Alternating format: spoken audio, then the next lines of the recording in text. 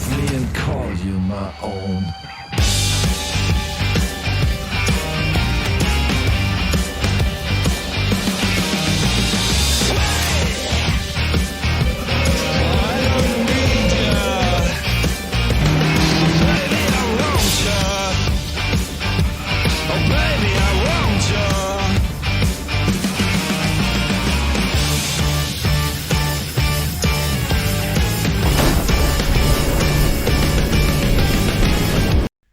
Thanks for the wonderful introduction, guys. Hello and welcome to Rohan's Corner.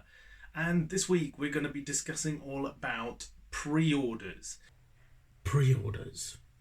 More ruddy pre-orders. Pre-orders, quick!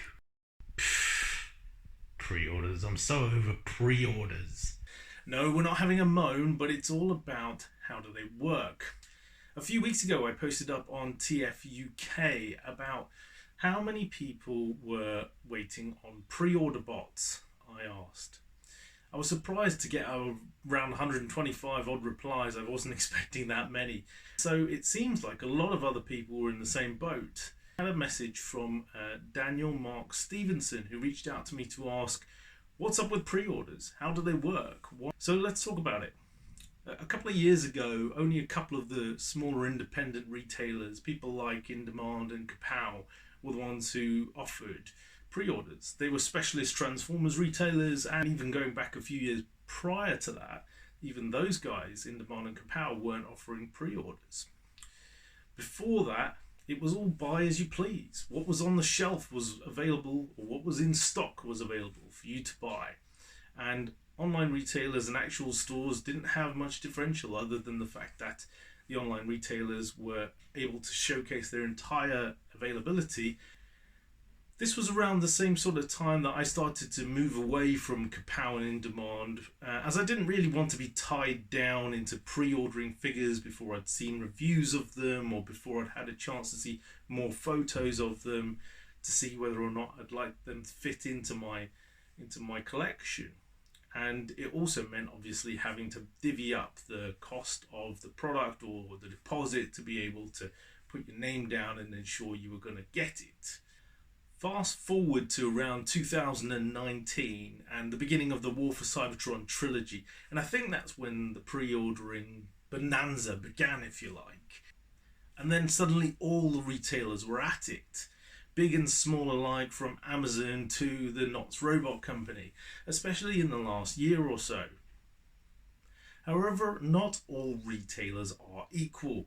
Some get exclusives, as we've seen in the last 12 months, 24 months with certain figures. And others don't actually carry the entire lines. So people like Smiths don't have the core range, for example, or the smaller bots. And some of the online retailers only cover the mainline figures. Before we discuss how retailers work with their pre-orders, let's take a step back and acknowledge the fact that there are multiple ways our favorite retailers buy stock. Not only online retailers, but mass chains too. People like B&M stores, for example, who buy their stock from liquidation of other toy stores around Europe who are going out of business, and they buy up their stock to sell in their stores. Or Amazon, who can ship worldwide and actually purchase product in one country, ship it to another country where they may not have been able to get access to that product. A perfect example of this would be the Pit of Judgment, which we got from Amazon when actually Hasbro UK told us categorically there would be no UK stock for that product. So when it comes to taking pre-orders, the retailers know exactly how many units they're going to get, right? And then they put those up on their website and they allocate out the stock, and when people go and buy it, then they can ensure that they're covered by selling that stock. Well, you'd think so, but no, it doesn't seem to be the case, especially for some of the larger retailers. Amazon and Zavvi constantly seem to be oversubscribing their sales. So they'll put up pre-orders availability for thousands of stock units, and they'll sell them, and then they'll come back to the customer at the end when the actual item arrives into their warehouses and say, sorry, we haven't got any stock for you, leaving a lot of pissed off collectors like you and me. On the other hand, some of the smaller retailers, the more specialist sellers, People like In Demand, Kapow, and also people like, Games and Cards, or the Knots Robots Company, or Collector's Den, or Chandru's. There's so many you can mention. They actually only put up a smaller scale number, and they're very careful about the number of pre-orders that they allow to people to purchase. They also put in regulations to stop people from scalping by limiting the number of products that can be bought at one time from one household. Let's not also forget that Hasbro UK don't have a good handle on the number of units they're going to get, especially for the larger retailers, because they don't really have a clue on how many units they're going to get from the US. I think that some of the smaller retailers, especially the likes of In Demand, are looking to buy import stock wherever they can to plug the gaps, especially since Hasbro UK have let Kapow and In Demand down so many times over the years. And more recently, we've seen that many times they've been offered product which they think they're going to get to be able to sell to the collector fan base, and then all of a sudden it goes dry. Then there's the time that the pre-orders go up for people to order. Some retailers, like Kapow, tend to put their pre-orders up very, very early, months and months in advance of the actual launch date. We saw that with Kingdom recently. And then some other retailers don't put their pre-orders up till much, much later. Smith's is a great example of this, having only just started to get into the pre-order game, if you like, with their Studio Series 86 line. However, most of their Transformers, the mainline stuff, has not got pre-orders available, and let's not go into the exclusives.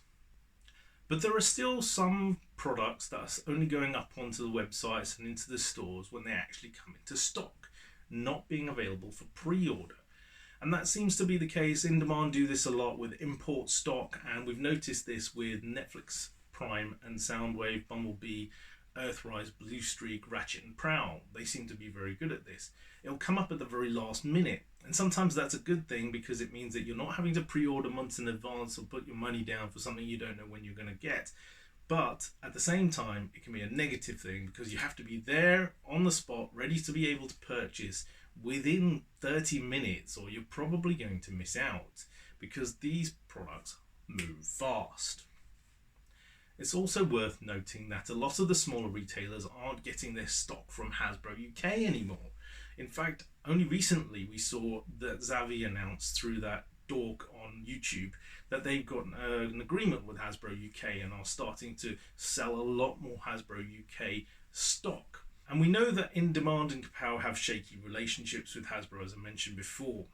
I've noticed that some of the other smaller retailers are actually purchasing their stock from overseas. So some is coming in from Europe or from Asia, and that can mean that there are delays in shipping time, maybe cost changes, maybe there are import duties to be paid, and so on and so forth, and it all affects pre-orders.